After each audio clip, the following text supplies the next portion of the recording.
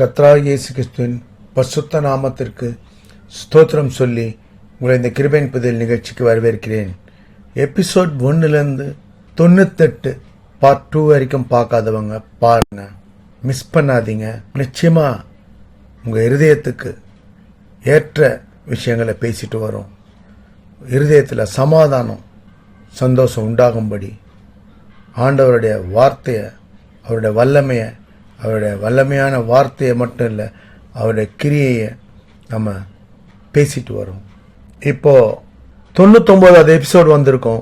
அடுத்து 100வது எபிசோடில் உங்களோட காணொலியில் பேசணும்னு ஆசைப்படுறேன். நிறைய நீங்கள் வியூவர்ஸ் பார்க்கணும்னு ஆசைப்படுறேன். 100வது எபிசோட் பேசும்படி ஆண்டவர் நடத்துனதுக்காக அவருக்கு எப்பவும் நன்றியோடு வாழும்படி என்னை நடத்தணும்னு என் ஆண்டவர்கிட்ட நான் எப்பவும் கேட்டுக்கிறேன்.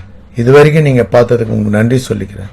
100வது எபிசோட் நிறைய பேர் பார்க்கணும், ஷேர் பண்ணுங்க, நண்பர்கள்லாம் பார்க்கும்படி நிச்சயமாக உங்களை ஆண்டவர் ஆசீர்வதிப்பார். பார்ப்போம். அதாவது ஆதி ஆகமத்துலேருந்து நம்ம பார்த்துருக்கோம், புதிய ஏற்பாடில் பார்த்துருக்கோம். இப்போ புதிய ஏற்பாடில் நம்ம பார்த்துட்டு வரோம்.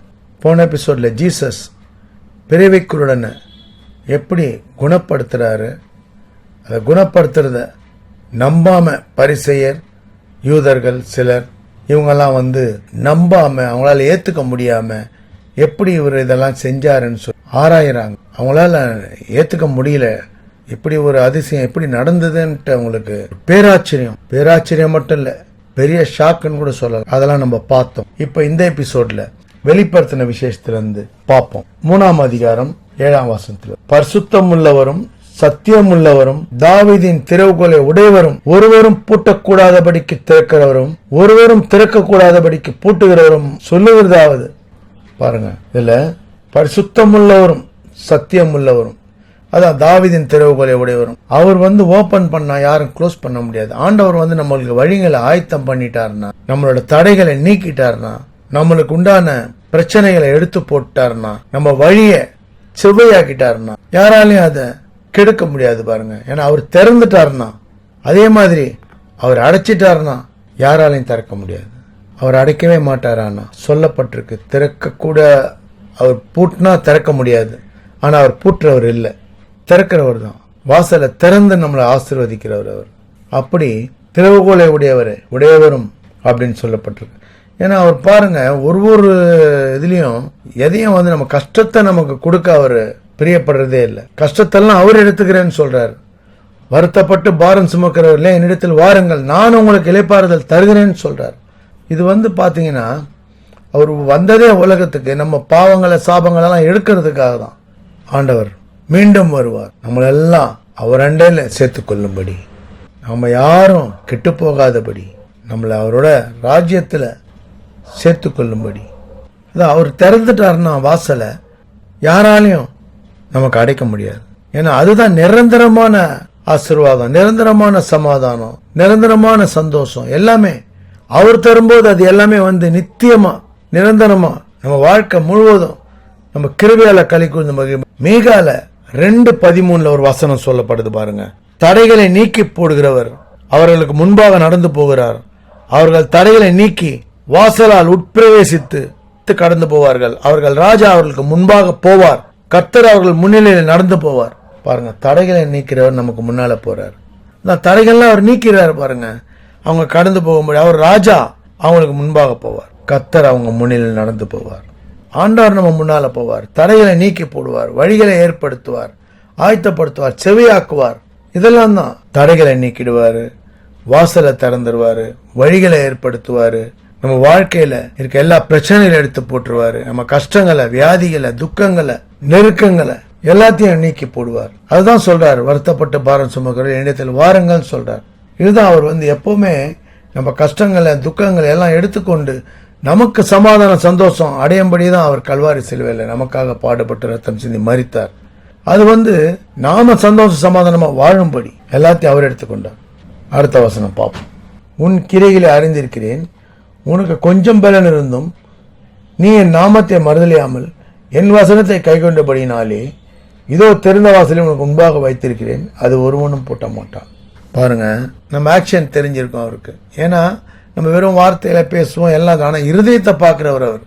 அதுதான் சொல்ற, உன் கிரியைகளை அறிந்திருக்கிறேன், நம்மளோட எல்லா நடவடிக்கை, எல்லா ஆக்ஷன், நம்மளோட எல்லாமே, நம்ம எல்லா உலகத்தில் பாருங்கள், எல்லாம் நம்ம நடிக்கலாம், போகலாம், வரலாம், எப்படி வேணாலும் நம்ம நடந்துக்க முடியும். ஆனால் ஆண்டவருக்கு முன்னாடி நிற்கும் போது அவர் இருதயத்தை பார்க்கக்கூடியவர். நம்மளோட ஒவ்வொரு ஆக்ஷனும், ஒவ்வொரு மூவும் அவருக்கு தெரியும். நம்ம எதையாவது சிந்திக்கிறதுக்கு முன்னாடி அவர் அதை தெரிஞ்சிருவார். அதனால உன் கிரியில அறிந்திருக்கிறேன், நம்மளோட ஆக்ஷன்லாம் என்னன்னு தெரியும். அதில் ஒன்று சொல்றாரு பாருங்க, உனக்கு கொஞ்சம் பலன் இருந்தோம், கொஞ்சம்தான் விசுவாசம், கொஞ்சம்தான் ஃபெய்த், கொஞ்சம்தான் ஸ்ட்ரென்த், கொஞ்சம்தான் எல்லாம் கொஞ்சம்தான், கொஞ்சம் பலன் தான். நம்ம முழுசா 100% அவரை விசுவாசித்து ஃபுல் ஸ்ட்ரென்த்தோட நம்ம இல்லைன்றது தான் சொல்றார். கொஞ்சம் பலன் இருந்தோம், ஃபுல் ஸ்ட்ரென்த் இல்லை. அதனால நீ என் நாமத்தை மறுதலியாமல், என மறுதலிக்கல, நம்ம அவர் நாமத்தை நேசிக்கிறதுலையும் துதிக்கிறதுலையும் அவரை பற்றி கொள்வதில் அவர் சார்ந்து வாழ்வதிலும் இருக்கிறதால என் நாமத்தை மறுதலிக்காம அவர் ஏற்றுக்கொண்டு என் வசனத்தை கை கொண்டபடினால், அவர் வசனத்தை கை கொண்டு நடக்கும் போது பாருங்க என்ன சொல்றாரு, இதோ திறந்த வாசலை உனக்கு முன்பாக வைத்திருக்கிறேன், அதை ஒருவனும் பூட்ட மாட்டான். கொஞ்சம் தான் பலன், 100% ஃபெய்த் இல்ல, 100% ஸ்ட்ரென்த் இல்ல, வீக்கா இருக்கும். ஏன்னா நம்ம பலவீன பாண்டம் பாருங்க, நம்ம பலவீனத்தில் என் பலன் பூர்ணமாய் விளங்கும். அந்த மாதிரி பலவீனமா இருந்தா கூட அவர் நமக்கு பலன் கொடுத்து, அதான் சொல்றாங்க இந்த வசனம் சொல்லுது பாருங்க, கொஞ்சம் பலன் அவர் நாமத்தை நம்ம மறுதலிக்காம இருக்கும்போது, வசனத்தை கை கொள்ளும் போது, வசனத்தை கை கொண்டபடினாலே திறந்த வாசலை உனக்கு முன்பாக வைத்திருக்கிறேன், அதை ஒருவனும் பூட்ட மாட்டான். வாசலை திறந்துடுவார் பாருங்க. நமக்கு இருக்க எல்லா தடை, எல்லா பிரச்சனை, எல்லா நெருக்கங்கள், பலவிதமான தொழில பிரச்சனை, படிப்புல பிரச்சனை, போக்குவரத்துல பிரச்சனை, இப்படி உலக பிரகாரம் பலவிதமான பிரச்சனை, எதெல்லாம் நம்ம வீட்டுல இருந்து வெளியே போயிட்டு வர்றதுக்குள்ள பல பிரச்சனை, எல்லாத்திலிருந்தும் நம்மளை காப்பாற்றுறவர், நம்மளை விடுவிக்கிறவர். 20ஆம் வசனம், இதோ வாசற்படியில் நின்று தட்டுகிறேன், ஒருவன் என் சத்தத்தை கேட்டு கதவை திறந்தால் அவனிடத்தில் நான் பிரவேசித்து அவனோட போஜனம் பண்ணுவேன், அவனும் என்னோட போஜனம் பண்ணுவான். நம்ம இருதயத்துல வாசம் பண்ண தயாரா இருக்காரு, நம்மளோட போஜனம் பண்ண தயாரா இருக்காரு, நம்மளோட ஐக்கியமாவது தயாரா இருக்காரு. ஆனா நாம ஏற்றுக்கொள்றோமா, நாம அவரை இருதயத்தில் அக்செப்ட் பண்ண ரெடியா இருக்கோமா? எப்பவுமே அதான் சொல்றாரு அவரு. இது ஆண்டவர் வருகையின் காலன்றது சமீபம். ஏன் சொல்றோம்னா, ஒவ்வொரு இருதயங்களுக்கும் அவர் வரணும். அவருடைய ஒரு இருதய வாசல் நின்று கதவை தட்டுறாரு, ஒவ்வொரு இருதயத்திலும் தட்டுறாரு. ஏற்றுக்கொண்டவங்க வாசலை திறந்து அவரை இருதயத்துல நம்ம ஏற்றுக்கொண்டு நேசிச்சு துதிச்சு அவர் வசனத்தை கை கொண்டு நடக்கும்போது நமக்கு திறந்த வாசலை வைக்கிறாரு பாருங்க. நம்ம வாழ்க்கை அழிவில கூட நம்மளை காப்பாற்றப்படும், பேரழிவு வந்தாலும் நம்ம காப்பாற்றப்படுவோம். உலகம் முடிவுல கூட நம்மளை ஆண்டவர் காப்பாற்றுவார். ஏன்னா உலகம் முடிவுக்கு வரும் தருணம்னு சொல்லி பலவிதமான ஆராய்ச்சியாளர்கள் சொல்லிட்டு இருக்காங்க, தீர்க்கதரிசிகள் நிறைய பேர் சொல்றாங்க. உலகமும் அது போல அழிவுகளை சந்திச்சுட்டு தான் இருக்கு. அதனால உலகம் முடியும் போது கூட நம்ம மாண்டு போக, அழிந்து போகாதபடி நம்மளை மீட்டெடுத்து அவரோட ராஜ்யத்துல நம்ம சேர்த்து பார்ப்பார். அவர் வசனத்தை நம்ம கை கொள்ளும் போது நம்மளை பாருங்க, திறந்த வாசல, சமாதானத்தின் வாசல, சந்தோஷத்தின் வாசல, வெற்றியின் வாசல, ஆசீர்வாதத்தின் வாசல திறந்து நம்ம வாழ்க்கை முழுவதும் சமாதானம், சந்தோஷம் நிரம்பி வழியும்படி ஆசீர்வதிக்க அவர் வல்லவரா இருக்கார். எந்த மாதிரி சூழ்நிலையிலும், எந்த சூழ்நிலையிலும் நம்மளை காப்பாத்துறதுக்கு, நம்மளை மீட்டெடுக்கிறதுக்கு, நம்மளை விடுவிக்கிறதுக்கு அவர் எப்பவும் தயாரா இருக்கார். அவரை நம்ம இருதயத்துல ஏற்றுக்கொண்டு அவரை நேசிச்சு துதிச்சு நாம நடப்போம். நம்ம வாழ்க்கை ஆசீர்வாதமா, சமாதானமா, சந்தோஷமா வாழும்படி அவர் நடத்துவார். தொடர்ந்து வாட்ச் பண்ணுங்க.